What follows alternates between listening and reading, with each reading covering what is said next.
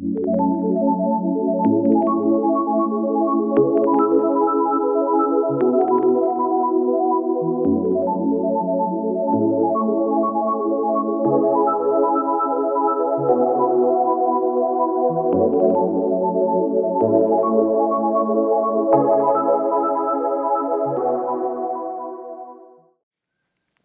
we live in a sport-crazed society, and I say a sport-crazed society is a good thing. Over 110 million people watched the Super Bowl last Sunday. Over 45 million kids participate in organized sport on an annual basis. 6 million plus that play organized football, tackle football. So what I want to talk today is how we need to keep kids active in sport, and there are good reasons for this, but we can do it in a better way, and that's what I want to share with you today. Back before the holidays, it was sent this article. There was the Atlantic magazine's 10 ideas that changed the world in 2012. And I'm not here today to talk about how the military's drone system is protecting our freedom. But there's a common thread between this, and I'm going to come back to it toward the end of my talk, and that is that technology can be a game changer, much like this article, which was one of those 12 or one of those 10 top stories of the year, talked about the drone system and the technologies protecting our freedoms. One of those 10 ideas that changed the world in 2012 was this one, which is why it was sent to me by a colleague. Football players beware, concussions can be deadly. It's been rare to pick up a newspaper, especially over the past 2 or 3 months with the football playoffs running through toward the Super Bowl, where we didn't hear something about concussion in a given week, be it the nightly news, ESPN, or the newspapers. And even President Obama weighed in on this. If you may have seen this on ESPN just a few days before the Super Bowl, where he said that while being a big fan of football, I'd have to think long and hard if he had sons to allow them to participate in football. And I thought it was interesting, for those of you who may have heard Tony Baselli's comment sort of rebutting this. Tony Baselli played, was a standout player at USC and played several years in the NFL, and he said that, well, I do have 2 sons who do play football, and I'd have to think long and hard before I'd allow them to get involved in politics. So, having said that, I think there's some value in President Obama's comment here. So cumulative risks for youth athletes, certainly this is important. And I want to answer this question, should kids be playing contact or collision sports, and say the answer is absolutely yes. We need to find better ways to do this. If we go back and just think about, many coaches have talked about how sport helps to develop character. And rather than reciting a number of quotes of famous coaches to you, I'd rather you focus in on this. I love this, and Corey Ford's talk earlier was outstanding, and I was sitting there taking notes because I think that sport, much like what Corey talked about, allows us to learn, practice, adjust. Learn, practice, adjust. Sport sets our youth up to do just that in life. And I love this quote by Kent Farley from the U.S. Sports Academy, and he talks just about how sport allows us to do this. It creates an environment that allows us to practice and to make those adjustments, and that choices in life then become easier through proper concentration and practice. So this is why I'm so passionate about studying sport, and the students in our laboratories, my colleagues, and we're doing this not just around sport concussion, but around a number of other injuries. In 1996, the Surgeon General, and I want to add that this was during the peak of sort of the childhood obesity and diabetes epidemic in America, and some would argue that it's still there today, but I will tell you that because of this initiative in 1996 by the Surgeon General, where he said that exercise and sport should be a means by which we can reduce the risks of chronic disease, we needed to do a better job of pushing our youth into to more sport, organized sport, and emphasize better physical education programs in our schools. And while we still have a long ways to go, there are some trends suggesting that it is leveling off, that this has in fact made a difference. But one of the issues and one of the challenges was that there was this hidden danger beneath this recommendation. And that is that with increasing sport activity and participation will come this increased risk of injury. And so as scientists, parents, coaches, policymakers, we need to find out how we can do this and put our athletes, our youth out there in a safe way. And so managing this risk of injury is the key to successfully promoting physical activity.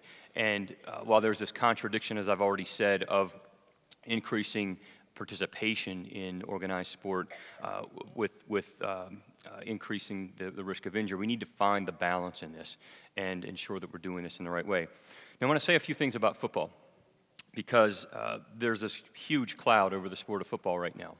And there are many that are calling for it to be banned. There are some that are calling for it to be banned in our youth under the age of 14 or 15, that they shouldn't be allowed to play until their bodies are fit to do so. There's no science really to support this.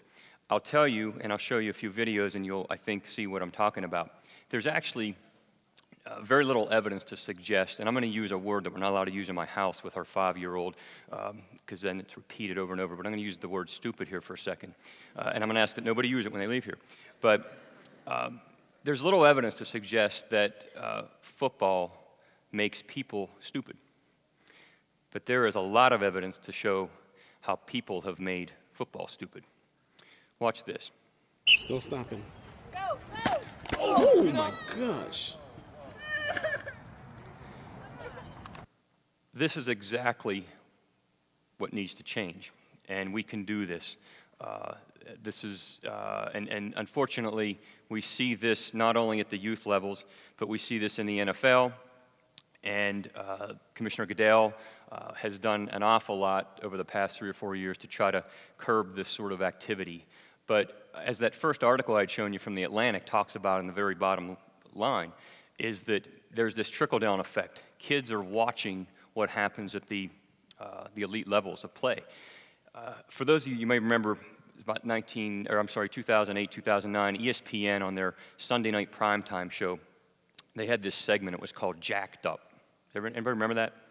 Jacked Up, and they would show the top 10 hits of the day for that Sunday. And like many of my colleagues that study this, we were infuriated by this, because this is what kids were watching on Sunday night, and that's what they were then emulating out on the practice fields and on the fields on Saturdays and Sundays. And so several of us got together and we wrote a letter to the president of ESPN, and we said, you have to remove that segment from your show. I'm proud to say that they did. And I think as a result, we're changing some of this. So what is a concussion? So I want to say just a few things about this to just sort of put it in perspective for you. So one of the things you have to recognize is the word concuss simply means to shake violently, and so it's the brain shaking inside of the cranial cavity. And even when we put a helmet on this, the brain still moves.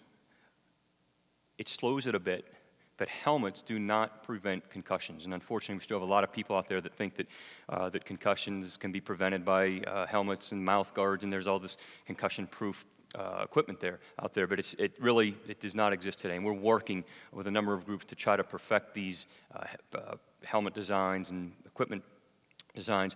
But helmets do a wonderful job of preventing against catastrophic brain injury, so skull fractures and rupturing blood vessels within the brain. But we're far from having a helmet that's going to totally manage the energy inside the cranial cavity to prevent that. Let's take a deeper look and see what happens actually inside of the brain. And I'm going to show you one of those 100 billion neurons that Ruby Max talked about earlier today. And this is what it looks like. Imagine this is our electrical wire. This is one of our electrical wires. Actually, it's between 85 billion and 100 billion that we all have. And when the brain rattles inside the cranial cavity like that, what happens is that we have this stretching of that neuron. Now, remember, this is one of your extension cords, your electrical wires that's connected to many others within the brain. And if we continue to do this over time, it can disintegrate. And yes, we're blessed with having, again, somewhere between 85 and 100 billion of these. But over time, what's the dose response until we know that enough's enough? And that's really what our science is about. We're trying to allow technology to help us better identify what is that dose response that says, it's time for this athlete to step aside, and even though the benefits that I've already talked about of sport in our culture and development, it may just be time to set this aside. So that's sort of what happens. And remember that while many people think that you must lose consciousness in order to have a concussion, about 1 in 10, about 1 out of every 10 concussions involves a loss of consciousness. So there are many other signs and symptoms, headache, blurred vision, dizziness, balance problems, thinking problems, concentration, etc. But this is sort of where we are. So unfortunately, this has been described as a hidden injury, a hidden epidemic, if you will, concussion, because we can't see it. We rely so often on the athlete to explain that headache, dizziness, blurred vision, concentration problems. But new technologies are allowing us now, through using diffusion tensor imaging, to identify regions within the brain along the white matter tracts, to look at the way water perfuses across those and to suggest that they're disorganized, that we are not far away from being able to see concussion on images, to say that it's not only a functional injury but a structural injury. And it's amazing in terms of how we look at these fiber tracks and being able to do this. And so I think that, again, here's an example of how technology is going to help us identify the injury, help us identify how that injury recovers and when we can more safely put athletes back to play. And I'm proud to say that here at Carolina we are one of the leaders in this area, and we will be a game changer in this because of the work that's happening here. About 8-9 years ago, my colleagues and I, we decided to try something new. Let's put accelerometers in the helmets of our football players. This is a system that allows, it's what I call sort of a smart helmet. Riddell owns this technology now, but it allows these accelerometers to track every impact, the location, the magnitude. It connects to a sideline response system, and by way of a radio frequency, we're able to look on the sideline and to identify exactly where those impacts are and how many an athlete sustains in a given practice or a given game. You're going to see this video and just sort of, I know that's a little bit grainy up here, but I want you to watch the player to the right of the kicker here. This guy right here. So this is during one of our practices. It was in the second year that we had this system, and what we were able to see, and again, you'll see it from another view right here, this guy right here. And we're able to use this technology to show him that he lowered his head, that registered at 157 Gs of linear acceleration. And so we're not only able to sort of identify that he had a significant concussion, was out for about 2 weeks, but to try to then help educate him about how we can change or modify his behavior. And that's where I think science can play a role. Being able to sit an athlete down, show them that 31 impacts in a given game, looking at this alongside of video footage. And parents out there who have children playing youth football, youth hockey, youth soccer, you don't have to necessarily have this fancy system, but video footage is available to sort of help educate and modify behavior. Here we go. At the University of North Carolina, the football field is Kevin Guskiewicz's laboratory. So ESPN was interested in knowing, why has the NFL not adopted this technology? And so they came to Chapel Hill back about a year ago. This aired back in June, right before teams went to training camp, and talked to us about why this has not hit the NFL. And we are working on a committee that will, I hope, allow us to eventually get this into the NFL. But as I sort of wrap up my story, there are certainly, while I'm a big proponent of science and technology intersecting with sport to be a game changer, there are those critics who suggest that a helmet, a smart helmet, a computer, science is not going to remove me from the game, is not going to play a role in whether or not I'm going to be able to play. Along Wide comes receiver Hines Ward retired this year after 14 seasons with the Steelers. He was unfamiliar with the HIT system, so we showed it to him. So the interesting story here is that I'm a huge Steeler fan. I grew up in Western Pennsylvania, worked for the Pittsburgh Steelers. Any Steeler fans out there? But Hines Ward he gave it to me pretty hard. I felt like I had been beaten and battered. I'm not sure what it registered after this interview with him, but he was really was against science and technology entering the game of football, that perhaps it was going to remove him from the game. So we have this culture shift that needs to take place. Players need to understand that science is going to have to intervene here in order to preserve the game. This is what I call our situation room, sort of reverting back to my first slide. We look at video footage. I have a wonderful group of colleagues and graduate students here at Carolina that allow us to do this, where we can identify what we call bad hits profiles and bad techniques. And I think with this, we will make a difference. So how can we do this? I think the solutions are to identify predispositions to sport injuries, identify those that are doing it incorrectly, identify rules that perhaps need to be changed. We need to think about how we modify behavior and change this culture that people are begging for, because this is a sport that again, it's one of many sports, but a lot of athletes gravitate toward this sport, and it can be one that helps us to combat childhood obesity and diabetes. Innovative science can be a game changer. One example is that we took this data from UNC Chapel Hill, went to the NFL's competition committee when they were thinking about changing the kickoff rule 2 years ago, and they changed the kickoff in part because of our data suggesting that kickoffs were the most dangerous play in football.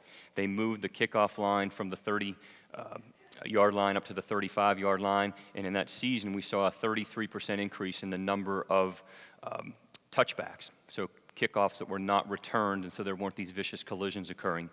And they also moved the running line up 5 yards to minimize the physics of those collisions. So with those two modifications, we actually reduced the number of concussions on the kickoff that year by 42%. So it's one example